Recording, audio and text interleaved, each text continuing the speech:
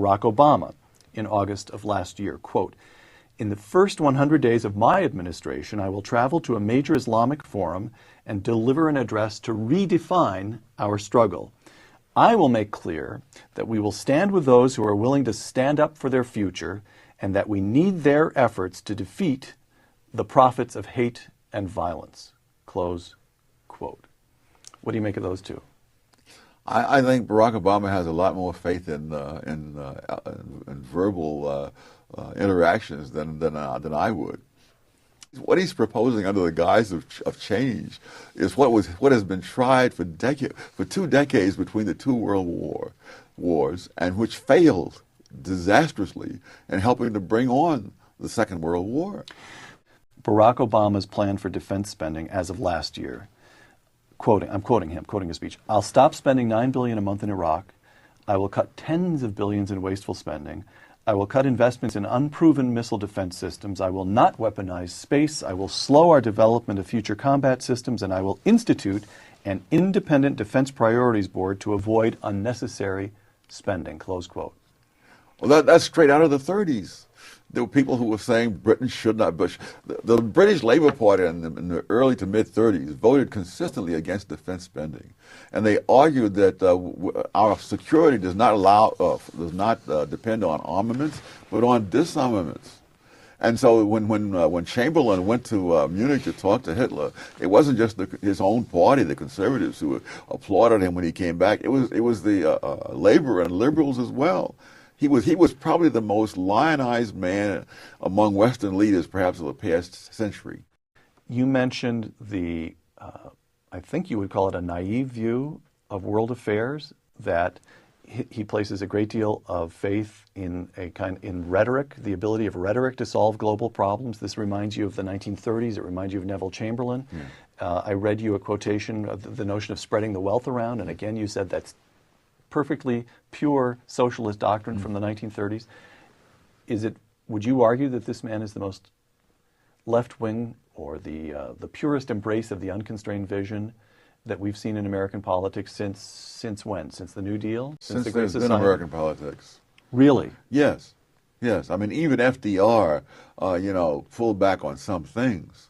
But Obama really, he does have the unconstrained vision, which is really an elitist vision. It says, I know what is the best to be done, and I will do it. When he says, I will change the world, you realize this is a man who has actually accomplished nothing other than advancing his career through rhetoric. And it reminds me of a sophomore in college, who thinks that he can run the world because he's never had to run anything. And you can believe that only until you have personal responsibility for consequences. And that's when it gives you a little bit of humility. Why don't the American people see through that? Isn't that the fundamental bet that the founders made, that that voters would see through, ultimately they'd see through nonsense? Yes, but that was before nonsense became a large part of the curriculum of our educational institutions. I was talking about this with a colleague of ours the other day, Tom McCurdy, who's an economist here at the Hoover Institution, and Tom said, well, remember what happened when Bill Clinton became president. His point is the American people are about to get an extreme illustration of the way government intervention messes things up.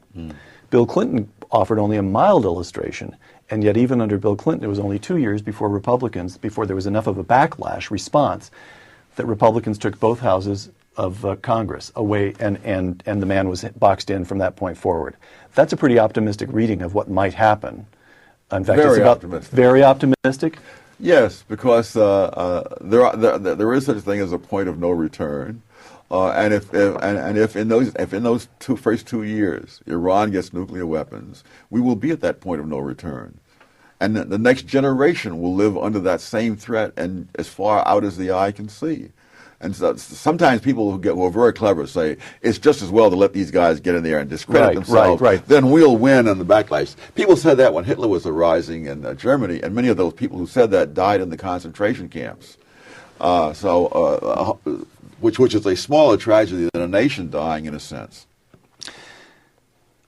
Before the primaries had ended, you wrote, Hillary Clinton versus John McCain. I wouldn't know whether to vote Libertarian or move to Australia. Now we know it's Barack Obama versus John McCain. You'll vote for John McCain, but hold your nose. What's your fundamental outlook? The difference is that the Clintons had the saving grace of utter lack of principle, which meant that when they saw which way the political winds were blowing, that's the way they'd go, regardless of what they'd been saying before.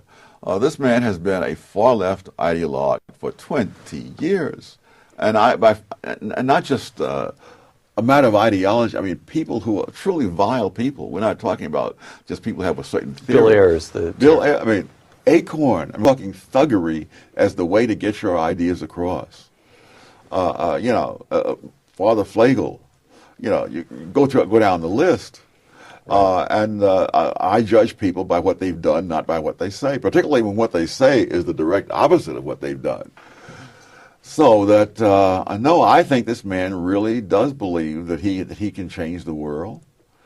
And people like that are infinitely more dangerous than mere crooked politicians. Final question. Let's suppose that the Wall Street Journal is right. Let's suppose that Barack Obama wins and that the Democrats increase their majorities in both the House and the Senate. Let's suppose all of that. What would be your advice to young people dedicated to free markets, individual liberty, and broadly speaking to the constrained vision that you write about in A Conflict of Visions? What do you do if something like this happens? You do whatever you find you can do under those conditions, which you can only learn by experience. But it's a little like saying, what advice do you give to someone on death row when they come to take him down to the gas chamber?